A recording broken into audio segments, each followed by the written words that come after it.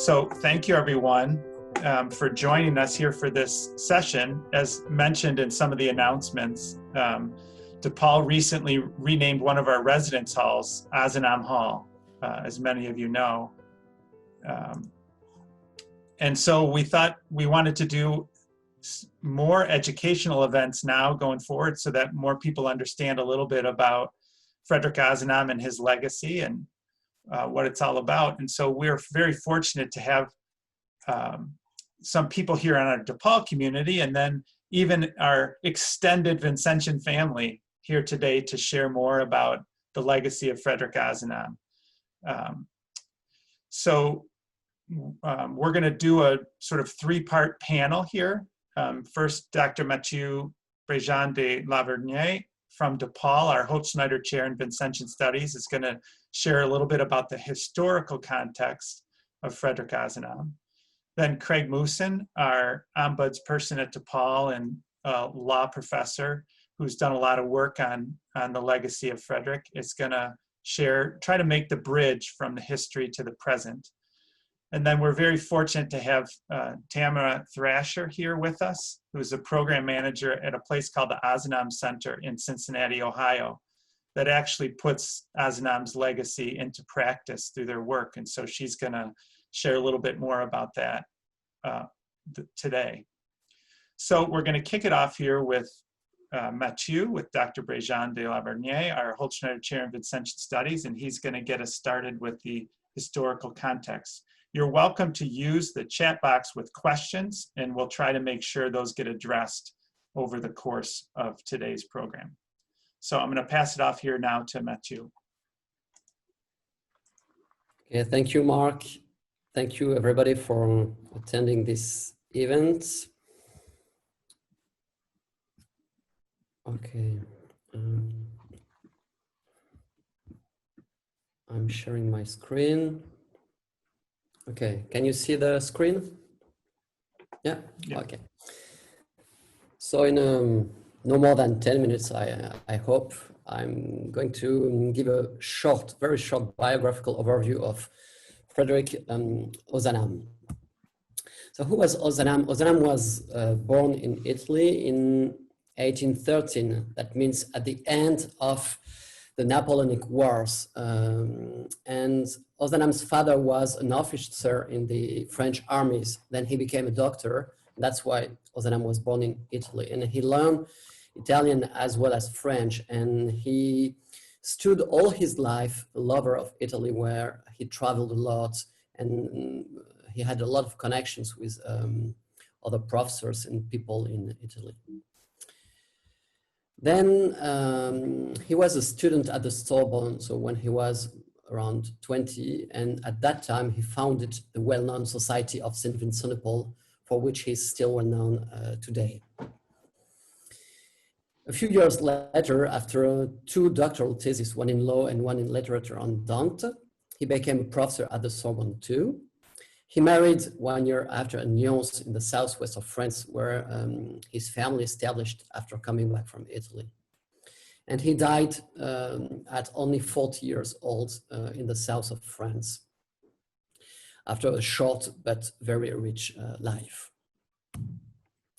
And he was beatified by Pope John Paul II during the World's Day in Paris as a model for students. And I'm very happy to see that DePaul, has changed the name of this hall, because Ozanam is really a model for students. So we have two main drawings of Ozanam made by his friend Jean Maud. One in 1830, when he was just 17 years old. And Ozanam looks like a young, serious, but also friendly student in Paris at that time. So that's the face he had when he founded the Society of St. Vincent de Paul. We have another drawing from the same Jean Maud in 1852, so just 1 year before Ozanam's death. And he looks sick and a bit anxious too, and certainly too young to die. He had a lot to do, but he was very sick and died at only 40. So it's a very short life I'm more than 40 now, so sometimes I think about that. And he married in 1841 Amélie sous la croix, and that's a funny name in French because sous la croix means under the cross. So that's a funny name for the one who married a blessed sous la croix, under the cross. And they had only one daughter, Mary, born in 1845. So Ozanam was a student. He was also a professor, very serious and recognized in his field, but also a husband and a father. And through his letters, we can see very beautiful letters between Amélie and Frederic, like this one when they're just starting to be engaged. Ni moi sans toi, ni toi sans moi. Neither, I tried to translate it. I don't know if it's the right way to do, but neither me without you, nor you without me.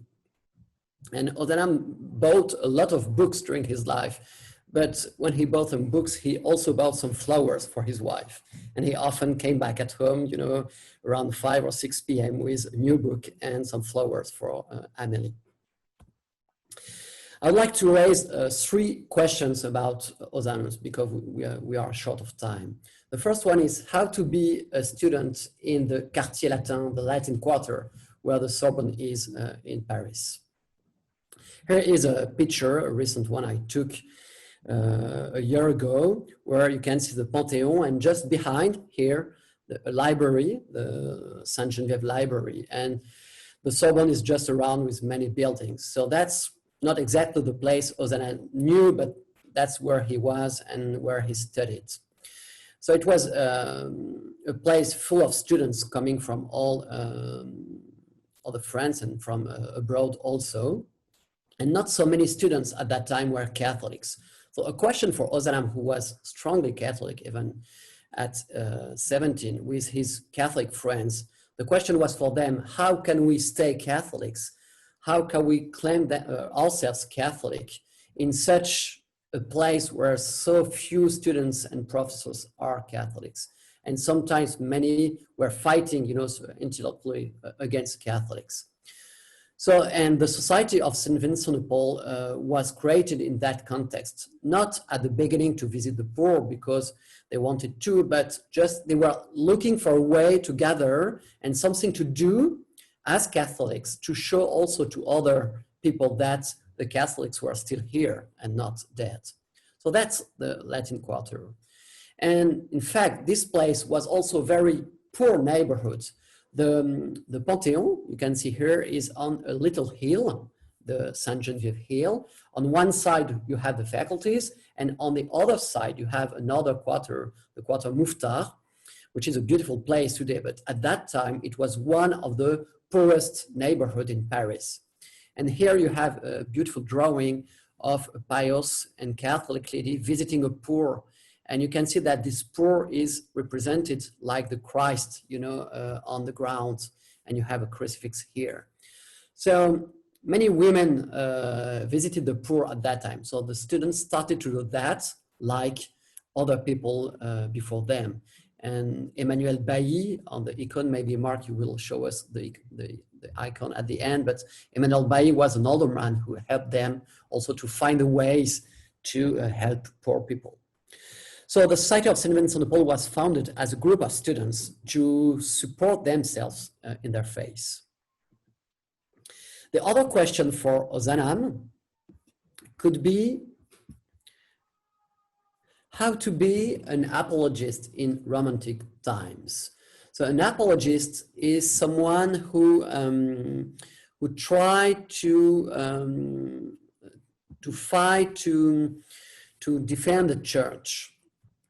And Ozanam was deeply marked by 2 people, Chateaubriand, the famous writer, who published a very beautiful book saying what the church has done through history. And another one was Lacordaire. So Lacordaire was a brilliant lawyer, and he converted and he became a priest, and he founded again the Dominicans. And Ozanam tried with those people, or inspired by them, to use his intelligence, his writings, to claim that the Catholic Church has something to do in modern times and is just not something of the past. And he admired so much Lacordaire that he thought to become a priest too before being married. So that's the second question. And, often we think about Ozanam as something like a social worker. Ozanam was not a social worker. He was first a scholar. And I would say that he stood all his life a student. He spent most of his time, visiting libraries, buying books, writing to other scholars from all Europe and mainly Italy or Germany. He visited the poor also all his life, but his intellectual life was very important for him. And that's why he was also very disappointed to be sick so soon, because he thought he had something to write and to do. The third question is trying to see my slides and seeing you at the same time, which is not easy. Here, yes. How to take care of the world in an age of revelations. So just a short presentation of France at the beginning of the 19th century. It's a country, it's an age of revelations. The great revelation in 1789, but there was another one in 1830. And this very famous painting from Delacroix presents this revolution, with people from the middle class, from the bourgeoisie, this hat, like Ozanam, and also people from the lower classes, from the working classes, with this young boy with his cap. And all together we're fighting against the monarchy. So Ozanam arrived at Paris just after this revolution. And that's also an explanation why in the Society of St. Vincent de Paul, with his friends, they decided not to talk politics, because they wanted to be, to work together, to visit the poor together, and not to discuss politics. So maybe that's also something wise for today in the US. So an age of revolutions in 1830. Also, there's another revolution in 1848. So that means that Ozanam spent all his life in Paris in an age of revelations. And you have here a beautiful picture from DePaul Library representing Sister Rosalie Rendu here in the center. So she was a daughter of charity, and she was living precisely in this Mouffetard neighborhood, just a few blocks away from the Sorbonne. And she stood here for years, for 40 years. So she was knowing very well all the poor of the neighborhoods. And she helped the young students of the Society of St. Vincent de Paul to know what people they could visit. And she decided to stay in this dangerous place despite the revolution. And she had to, to discuss and to face revolutionary men like you can see here. And during this revolution in June 1848, the Archbishop of Paris was killed on a barricade. So it was a real dangerous place to be. And Ozanam became at that time a journalist and a politician too.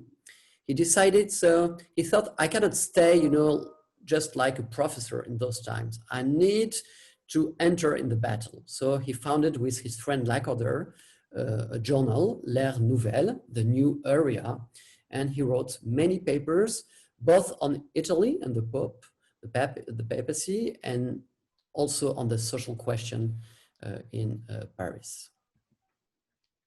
So just to finish with, I hope I was not too long, Mark. Just to finish with, I would like to present the project we have at DePaul, which is a translation project of Ozanam's letters.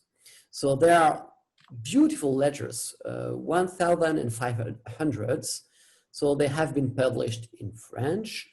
Some of them have been published in English, but not all of them. So I decided to start with the Society of St. Vincent de Paul and mainly the US Society of St. Vincent de Paul project. So we hire a translator, and we also with students from the Department of Modern Languages, and everyone is welcome if you are interested.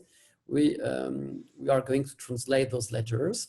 So here's a letter from Ozanam. He has a beautiful writing, and you can see here his signature. And I would like to show also a letter from Amélie, his fiancé and his wife, and you have here also her writing. So that's a beautiful project. It has just started, so everyone is welcome. Thank you very much. Thank you, Dr. Brejon. That was fantastic. I'm going to take your screen off there now. Okay, thank you. If people have questions, again, please feel free to put them in the chat function, in the chat box. But I want to move it along and make sure that both Craig and Tamara have time to share a bit from their perspective. So Craig, can we move to you now? And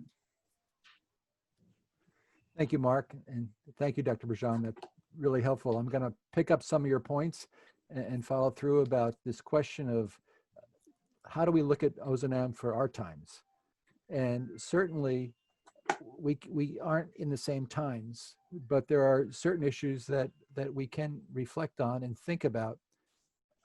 It's easy to read through a history, but I'd like you to pause a second and think of what Dr. Brejon just told us. He lived in a time of revolution, but he was born not that long after the French Revolution of the 18th century. And the French Revolution, unlike the American Revolution, was much more destructive of the civil society and the religious society. We forget how many priests were killed, sisters were killed, how many were forced into exile. If you go to Ozanam's burial place, a Carmelite church, there is very present evidence of the number of Carmelite priests that were killed during the French Revolution. So when we talk about being an apologist for Catholicism, if we don't remember this context of how badly the church was persecuted during the French Revolution, lost leadership, lost members, and how does one respond in the 20 or 30 years after that Ozanam was born into? So it's being a defender of the faith at a time where the culture was very anti-religious. And I just think the times we're in today are very uncertain. There are strong members of faith that are very articulate in speaking, but there are very counter-religious rivers running through our culture today. And therefore, to me, Ozanam's a wonderful example of being a defender of faith, but at the same time being flexible and being able to. So my first element of why I think he's critical for us today is his faith in God, his faith in the divine, living through such times of trouble, his reliance and hope in the promise of God allowed him to be the advocate that Dr. Brejon told us about. And I think we also have to keep in mind the flexibility. He had a strong faith in institutions, but he also called institutions to their best, to their mission. Now, many of you know I'm actually an ordained Protestant clergy person, so I walk with some trepidation when I walk into this history. But there's given the American Revolution, given de Tocqueville going to the United States and seeing a different kind of religion happening in the United States, and as I read Ozanam's letters, he did respond. He engaged the church. I believe his earlier letters were very devoted to the church as an institution. He hoped some of the transition in popes would make a difference in how the church itself responded to the poor. And at times, I think he got frustrated with the church. But he didn't lose his faith in God. And he saw with the institutional church after the French Revolution that came back to France was very aligned with the monarchy. And although he believed in the institution, I think at times he got frustrated. He did call priests to go out into the street. He said, your work in the parish is fine, but you've got to go out to the people. And so that transition that you heard Dr. Brejon talk about, going from the pure academic, the pure scholar, to then becoming the journalist, the activist, is important to me. And I think that's important for us. We need the scholarship, we need the research, we need what we're doing here to talk, and to understand our principles, understand our mission, understand what calls us, to encourage the discussion within societies like the St. Vincent de Paul Society of what is my faith? Is it simply words? Is it simply studying past? Or is there some aspect that calls me to respond to the people? Is it simply to support an institutional church in a hierarchy? Or does, he's often said, go over to the people and trust the people? Because God trusted the people. God created people in God's image. We need to trust them as well. And he was willing to go to the barricades or to go into the district and go into that as he. So those that strength in the divine, but also flexible to engage the debate. I also think for us at an institution like DePaul, what Dr. Brejon said about being an apologist in the academy. The academy was very anti-Catholic in many ways when he first entered. And that's why they needed this group of students to talk, but also they needed people that did the research and were articulate, knew how to write, and would present the case. And often Ozanam was called upon to be the one to stand up and preach, or to find the preachers that could articulate the place of the Catholic Church in the France of the 19th century in the midst of these revolutions. And I think it's important to me that he was appointed to his chair in the Sorbonne to take a chair of someone who had exactly the opposite viewpoint of him. And yet his scholarship, his integrity, his research allowed that to happen. And too often in our polarized society today, we tend to just bring our allies along. And so for me, an important message of Ozanam is get in the debate and appreciate that academic freedom and appreciate that we will have different opinions and fully engage it, because our positions will become stronger by having that kind of debate, that dialogue, and that importance. So I think all his life he was engaged in that dialogue, whether it was in his scholarship or when he became the journalist in the Air Nouvelle. And I also think part of that debate helped him reframe issues. The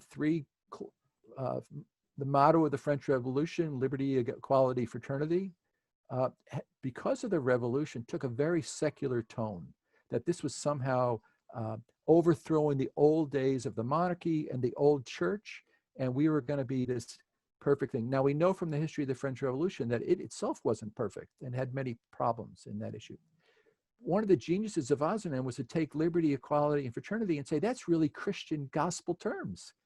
God promised humanity freedom, liberty, equality, the fellowship of this all together.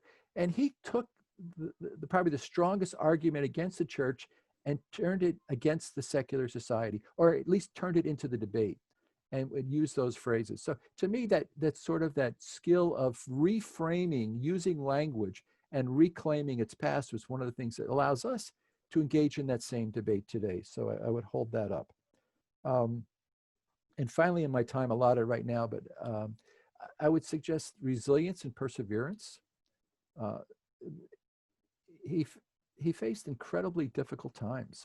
I'm not sure of all those thousands of letters that we're talking about, how we could be a father, a spouse, a scholar, a founder. And I have with a modern word computer typing enough letters. I think, how did he do it? And yet he did it, and he was there for his friends. He was there for people that wrote to him. But through the revolutions, there were challenges. That bishop that was killed on the ramparts, Ozanam had been part of the group that invited him to go out there. The bishop initially was going to stay in his quarters. And Ozanam, the group said, you have to go there, the people. We have to be the peacemaker. I wonder myself, if I had been part of that invitation and someone died, would I just give up? Would I have felt the guilt of somehow? And so he kept at it. Now, I'm sure he had his own concerns of what happened there. But even with L'Air Nouvelle, some of the others that he joined in starting that fell away, either got disillusioned, got sick, decided it wasn't worth it, that the battle was too great. And to my understanding, he's one of the few that kept at it to his dying day to try to interpret what he saw as a gospel message in terms of what does that mean for all of us? What does that mean for society? That as others fell away, he stuck to it, and perhaps probably helped lead to his death at an earlier age than might have if he had taken time off earlier. Who knows?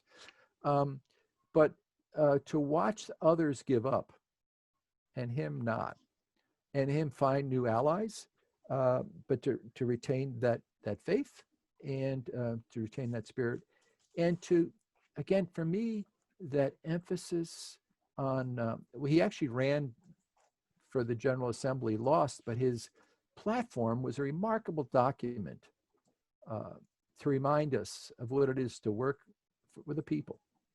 As Siobhan O'Donoghue says, accompany the people, right? And to learn from the people, and not to be afraid of the people, and not be afraid of that change. And for me, that's one of to keep that faith in God, to keep that faith in going forward, and still be open to change. And for me, that's a remarkable gift that he's given us. Thank you. Thank you, Craig. Those are wonderful comments. Bridging, again, the past to the present. And now, finally, for the third presentation, we have Tamara Thrasher, who is the program manager at the Ozanam Center in Cincinnati, Ohio.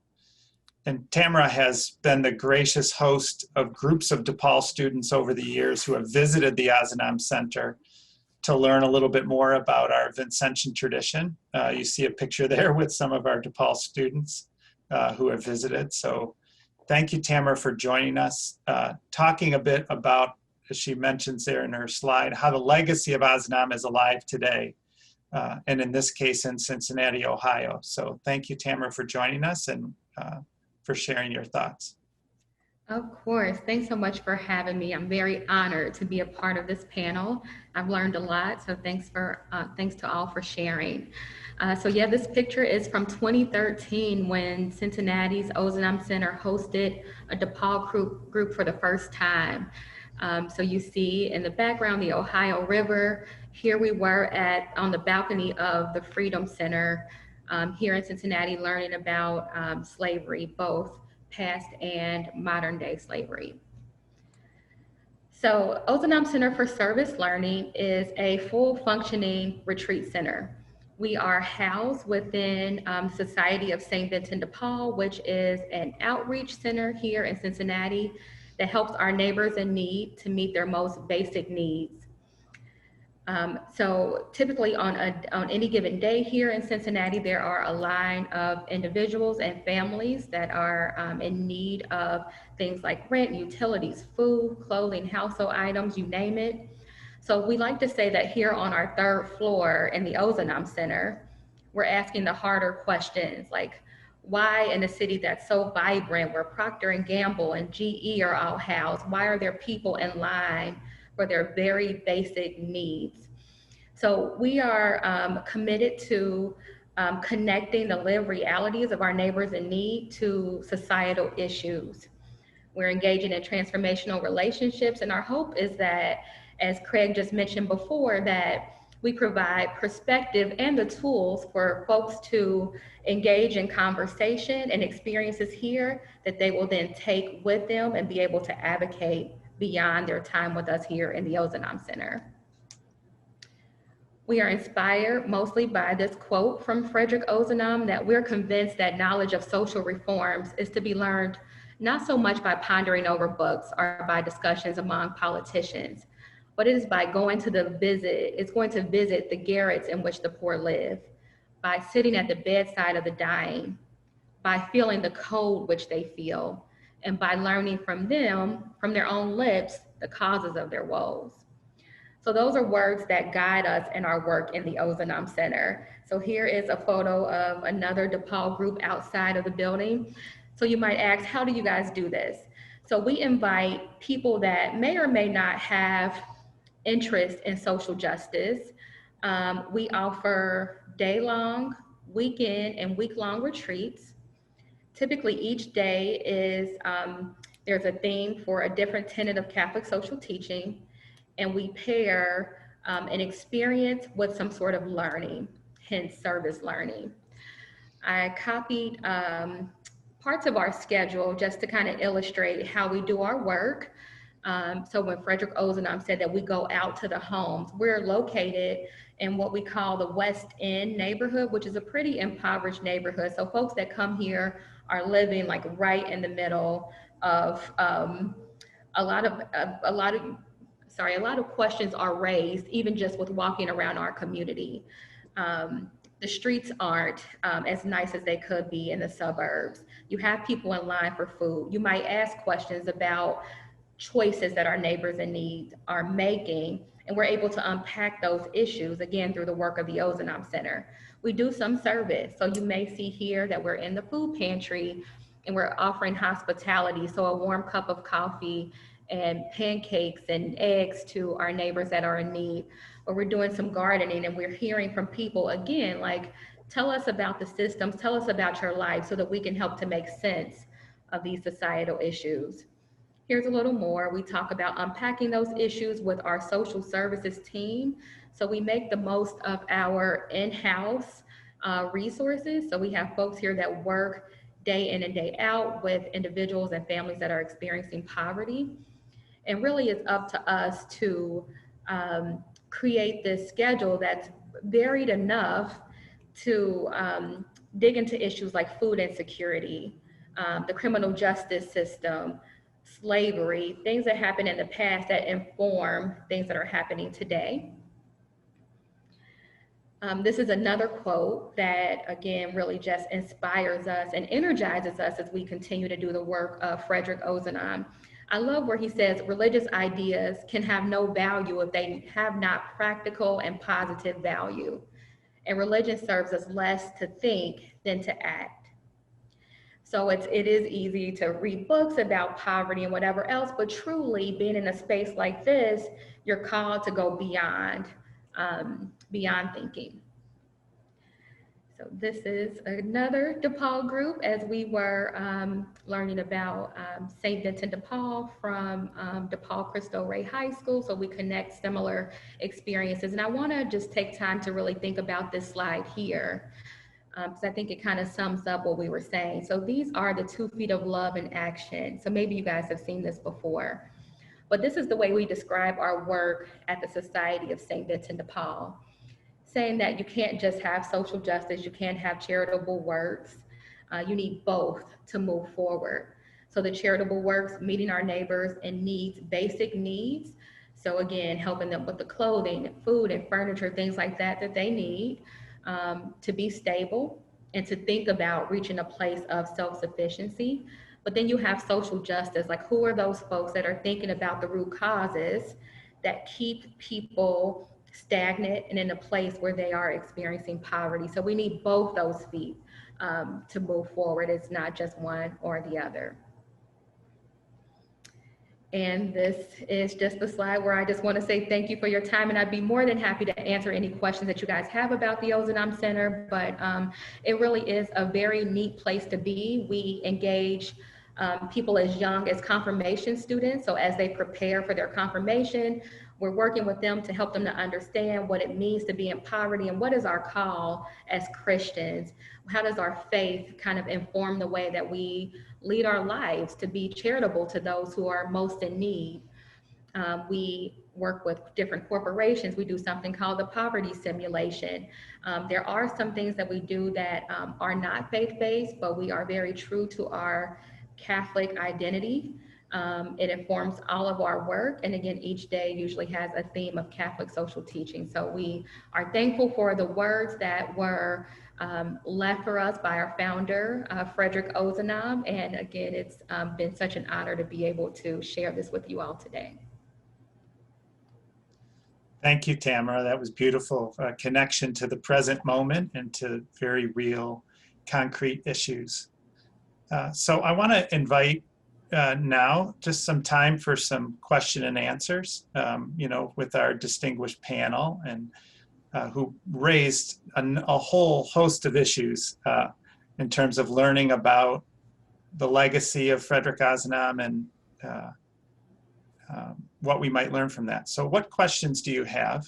I'll try to serve as moderator. If you want to put a question in chat or let me know you're interested, I'm happy to do it. I actually don't know if people can unmute themselves or not, but put your question in the chat feature first. I'll start and just raise a question for all the speakers, actually. You know, we're in a very political time right now as we face an election in the United States. And so I'm wondering what insights we might learn. Craig, you hit on this a little bit, but from the legacy of Frederic Ozanam in terms of how to engage in the political sphere as people of faith or people of commitment. Wondering if you have any thoughts on that question.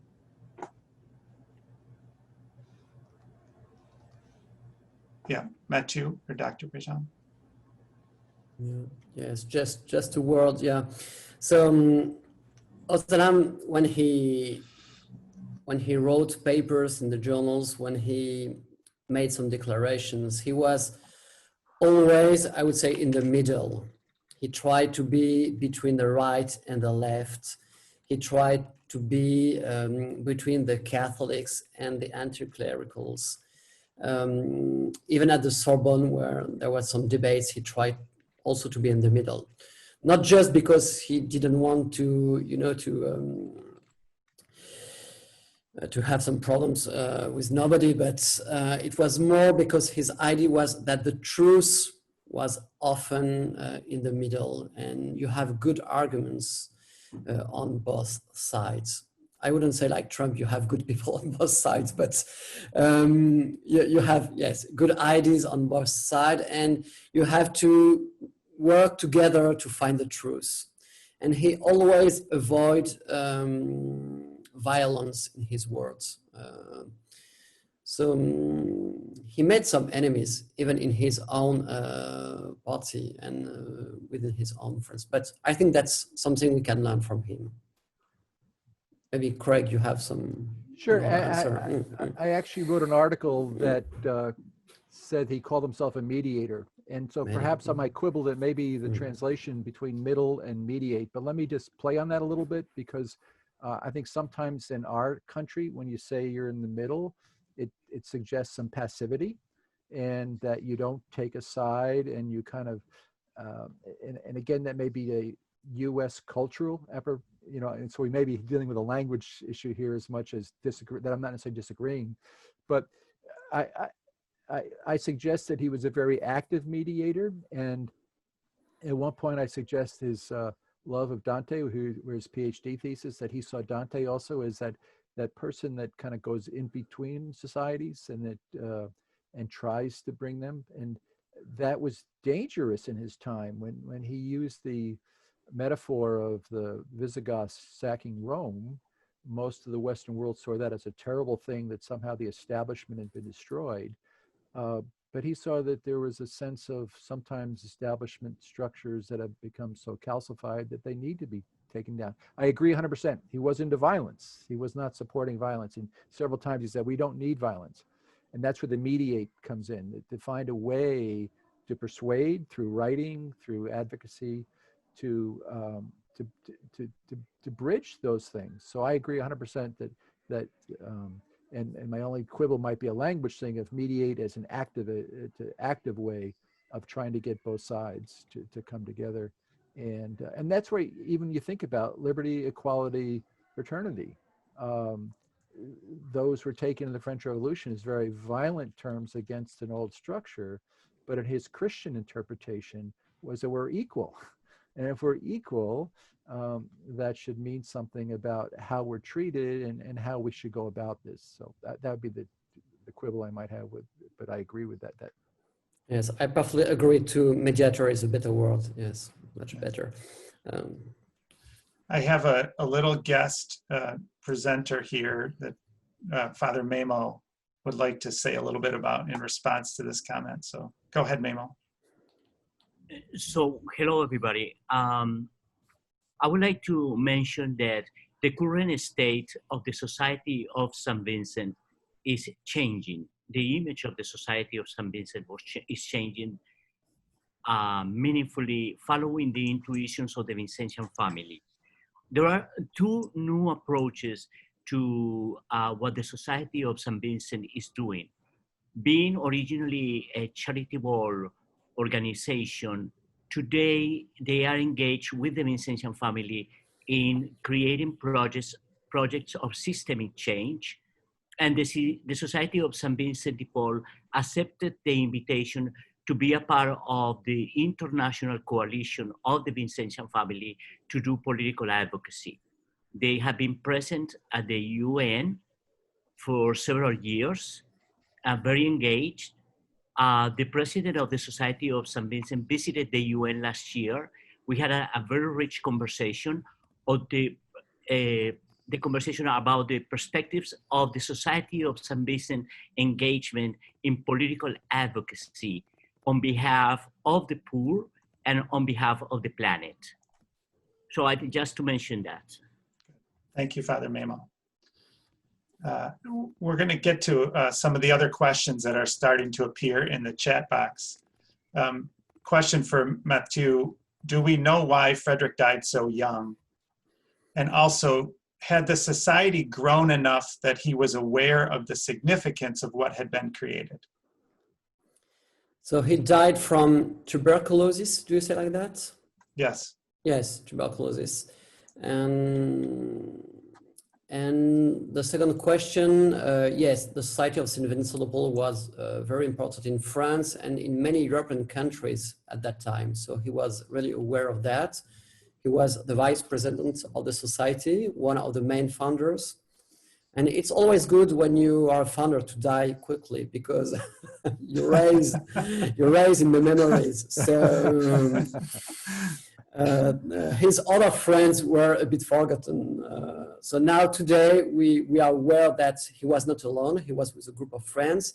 And it's also, you know, the way you think about foundation. It's not, you know, a monk outside the world creating a new religious order. It's a student in Paris with his friends creating something for all the students at the beginning. So it's more like a collective foundation and not just one foundation. Yeah. And today also we highlight the role of Amélie, his wife, in his own life.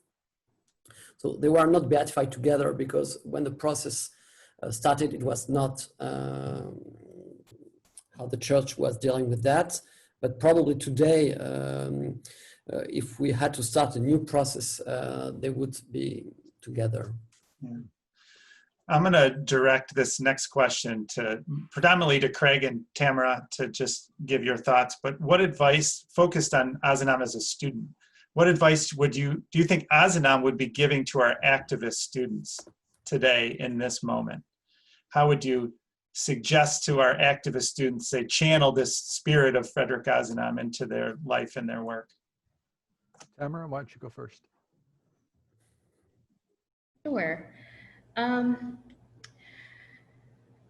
That's a good question that I haven't really given a lot of thought to, but I think what I say to a lot of the young people, a lot of the students that are on fire for social justice right now is that I think Frederic Ozanam would be proud. I think he'd be really proud to know that we as a society are taking very seriously the issues that are directly impacting the poor and vulnerable. I think that Frederic Ozanam was a person who wanted to do what was right by God, right? Like he wanted to be sure that our neighbors, folks who, what it looks like today is that they aren't invited to our tables and they don't have always a voice. And so I think Frederic Ozanam will be very proud of the young activists who are willing to use their voice to advocate for a more equitable society. Echoing a little bit, but expanding. First of all, you're not alone. You had friends. He didn't do it alone. He had family, he had friends, he had mentors. He had dialogue partners in history in terms of debating. We at DePaul celebrate the Vincentian question that Madame de Gondi asked Vincent, what should we do? But in his debate with those secularists at the university as a student is what he asked the same question. Is it just words or what do we do? Not quite that exact quote, but he took the debate seriously. So some of the, I would say, advice, engage those who oppose you, but do it peacefully, but engage as strong, learned advocates. Know who you are, know your anchors, whether it's your faith or your belief in justice or your belief in your community, and be a strong advocate, but don't silence the other side. Engage them because they will help you be better. I think the fact that people said to his initial group of students, "You're just talk," right? And he said, "You're right, and we have to figure this out." So I think that would be that be proud enough and strong enough in your convictions that you can engage others at the same time without violence, and then realize you need friends. You can't do this alone, or you can, but it's like a great candle gets burned at both ends, has a great light, but doesn't last very long. You need to find ways to work with your colleagues and your allies. There were debates, as I understand it, should the society stay local in Paris? Should it expand? So they had their own eternal debates of what this organization they were starting should be. Should they spread it? But then you have all kinds of institutional things that how do you keep the connection? So it's a long haul. We want justice now, as the cry in the streets is, but there's so much that's been working against that we have to do it. So yes, keep strong, have friends that join you in this struggle, do it peacefully, and then keep at it. Thank you, Craig. You addressed, I think, another question about issues of structural violence. And when mediating doesn't seem to be very effective, what might Frederic say or do? How does his spirit or legacy respond to that kind of situation? Let me yeah, just go ahead. quickly. Yeah. Again, I think he was a gifted writer, a gifted scholar. He did spend a lot of time in doing that. But look at, he didn't have social media, but he used the tools that were available at the time. There were folks that wanted him to write in the more traditional Catholic journals of the time. And he started with Lavergnee, a new journal, L'Ère Nouvelle, right? The New Era.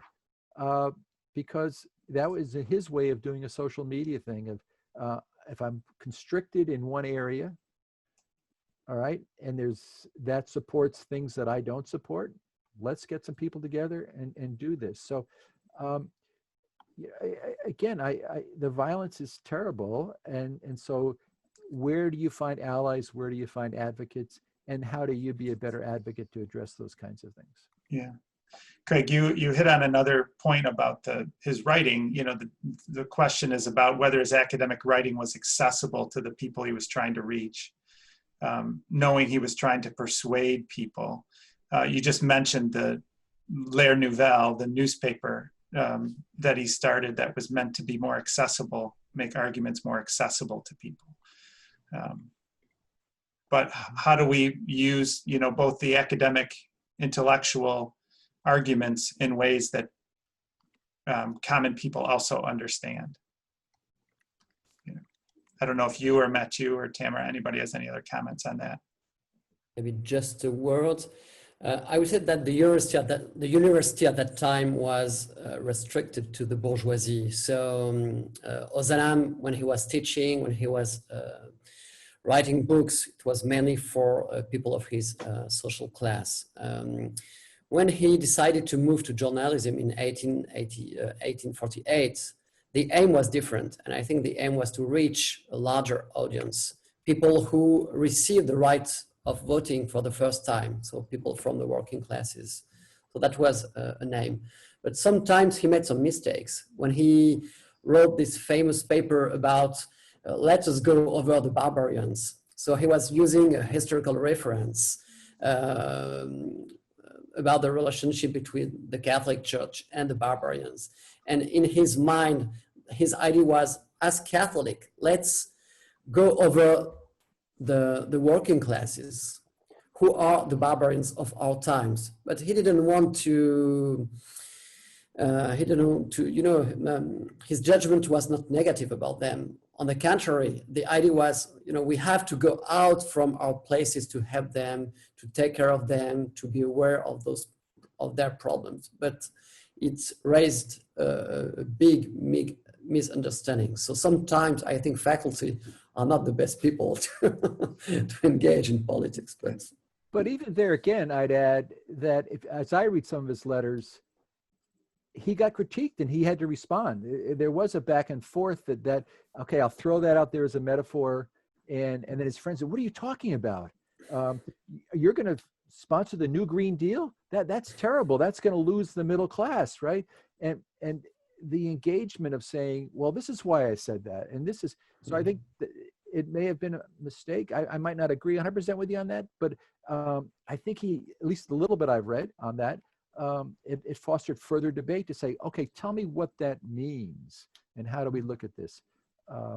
I'd also say, as I said earlier, I'd urge you all to read his platform when he ran for the assembly, because that had to speak to have those working class voters. It had to be speaking to someone. He didn't win, but you could take that and almost put it as a party platform today for your own party or for one of the parties.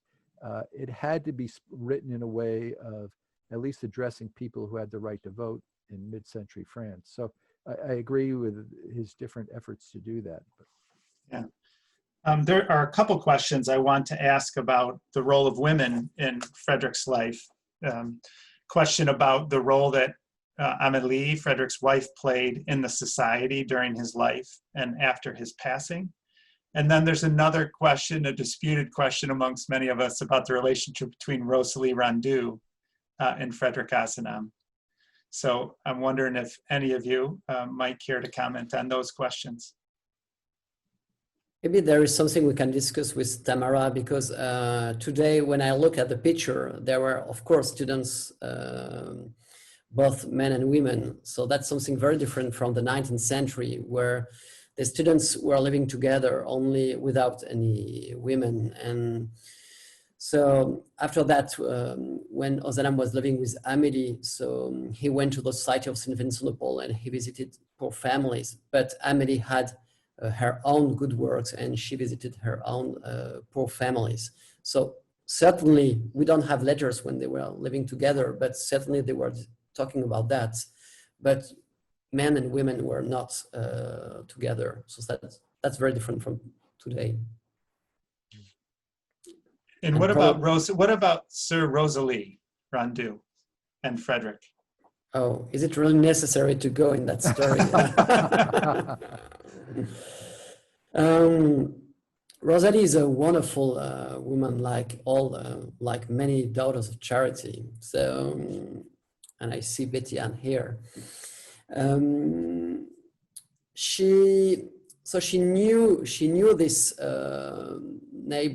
this Muftar neighborhood with all its poverty. So she was very helpful to help some students, maybe not Ozanam, but other students, to meet those people and to help them to teach them how to visit these poor people, because many of them were coming from the bourgeoisie, so they had no idea about poverty. So she was, I think, very helpful.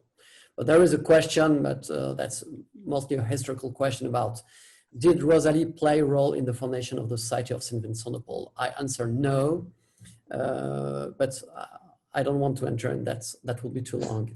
All right, Yeah. Entering into disputed terrain there about Rosalie. Well, I think that's a good question, however, of if she influenced some students who then were able to learn how to visit the poor, were those students also engaged in helping form where the society went? So whether, I think my understanding is we don't have a firsthand primary evidence of the two of them meeting. We're still looking for that in history.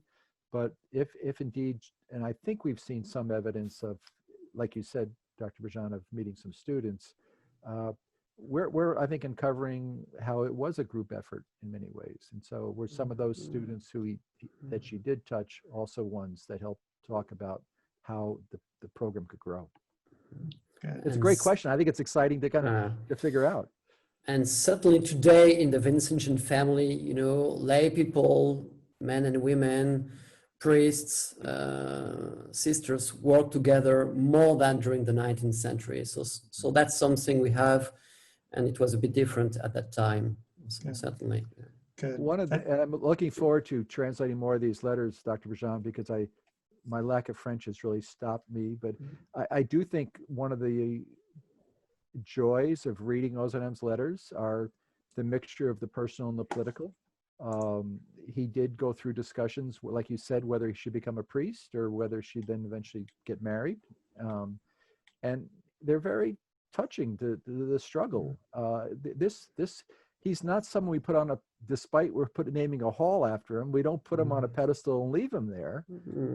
This was a human being like us who had struggles, had times of doubt, and that issue, do I become a priest and go in that direction? Do I have a family? Do I have time to commit the commitment that's necessary? So I urge people just to pick up letters, and if you're not going to study him, there's still a very human person that can share the kinds of struggles we all go through in our lives as we make choices. And I think it sheds light on that full humanity. Yeah. Dr. Brejon, could you give us very quickly, the timeline on the translation of those letters and when you expect those to be complete? So we just started last year. So the translator is at work, some students too. And so I'm working with them, to help them to understand the context and all of that. So we expect at least 3 years. I would say 2 years to translate, 1 year to review everything, and 1 year to publish all of that. I would like to make something, like digital humanities online. That's most helpful, that, many volumes. Yes. Thank you. And just Dr. Siobhan O'Donoghue, who works with, wants to know if we get a Vincentian prize if we do find a link between Rosalie Rondeau and Frederic Ozanam. But just as we're ending here, I'd like to share something with you if I can. And it didn't work. Let's see. Yeah, no, it's there. You see Yes. So this is an icon, a painting icon of Frederic Ozanam that is now hanging in Ozanam Hall at DePaul. And at some point in the future, when we can actually get in there and do some type of program, we'll do a session on this. But I wanted to just end with this. This on the left is Emmanuel Bailey that Dr. Brejon mentioned and was very instrumental with Frederic in founding the society. Lair Nouvelle down at the bottom, a newspaper that Frederic started. You see firewood and bread, very much a part of his service to the poor at the time. So anyway, I just wanted to share that as we're ending and let you know that there hopefully be a future program focused a little bit more on the icon and what we can learn from that. So join me in giving thanks to our 3 esteemed panelists, to Dr. Brejon, to Craig Mousin, to Tamara Thrasher. Thank you, everyone, for joining us here today. And we'll be in touch in the future about future events and possibilities leading here to our Ozanam legacy at DePaul. So thank you all for joining us.